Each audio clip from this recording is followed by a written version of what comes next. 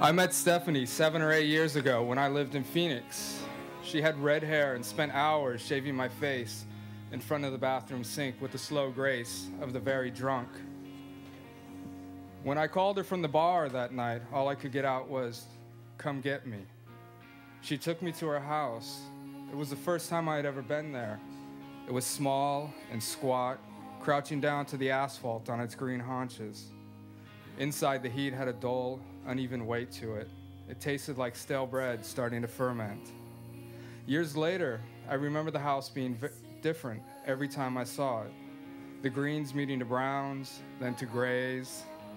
I sometimes say some of the most terrible things that have happened to me in my life happened inside that house, amongst the burgundy couches and worn-out bed sheets. But that isn't true. It was just terrifying in its threat of loneliness. We sat at her kitchen and drank port wine from coffee mugs, letting the liquid roll over our tongues like smoke, metastasizing into our bloodstream. Her hands constantly played with her rings. We ate noodles with butter using plastic forks. The wine made the noodles bitter.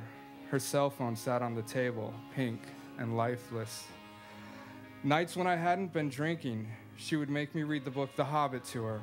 She would always tell me that when she was young, 5 or 6, her father used to read it to her, that he would make up different voices for all the characters, that the voice he made up for the character Gollum was the exact same voice the character in the movie The Lord of the Rings had, only her father had made it up 20 years before. I could never get the voice right. After we were done eating, she turned the radio on and took her glasses off.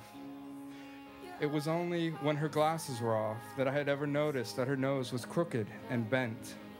She rubbed her eyes.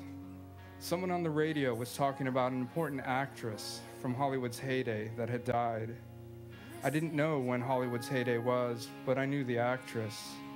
She starred in a movie where she grew old gracefully next to the lake and a husband with Alzheimer's. We stared at an empty ashtray in front of us. A woman's voice came on the radio, soft and sullen, singing about things I didn't understand, things that made my gut hurt, things that crushed my lungs with a need for something feminine, something to raise me up those nights when the silence comes on so strong, I turn away from it seeking shade and the sound of a woman breathing next to me curled up in the emptiness of sleep. I leaned back in my chair and watched Stephanie take her diabetes pills and wipe the sweat from her forehead. Her jaw moved from side to side in a grinding motion, the after effects of years of pool cleaner and cold medicine distilled down to little white lines. The music and the heat made my heart pound rapidly. I walked into the bathroom and started the shower. I undressed. "Would you like to come in with me?" I asked. She nodded and stepped out of her loose-fitting summer dress. We stepped into the shower, under the warm water, music playing in the background. The alcohol swelled up inside me. We smelled like sweat and cigarettes and McDonald's. There were awkward hands and necks and nipples and valleys of stomachs and lips and forgiving thighs.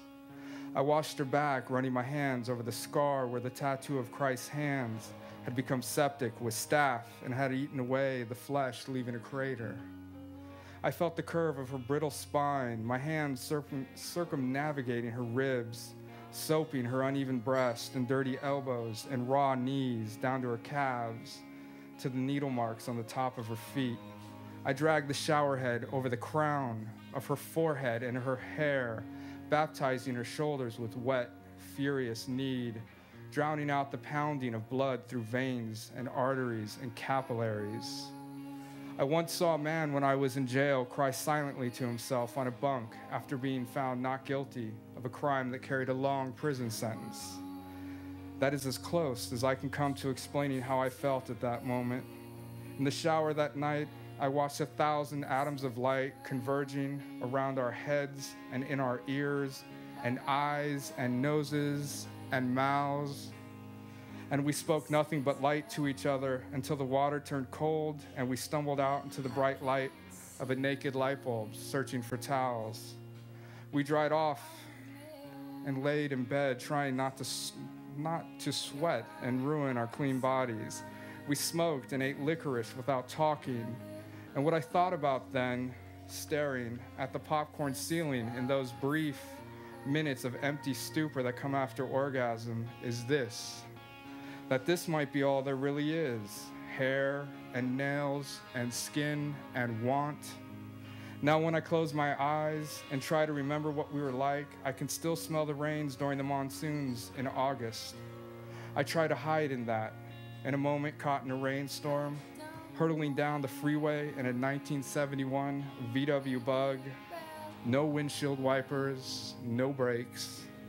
And I turn to look at her in the passenger seat, and she has a look on her face that says, "We are invincible." When she comes back from the kitchen, she hands me a glass of water and 2 aspirin. She closes the door, the window opens, the lights go off.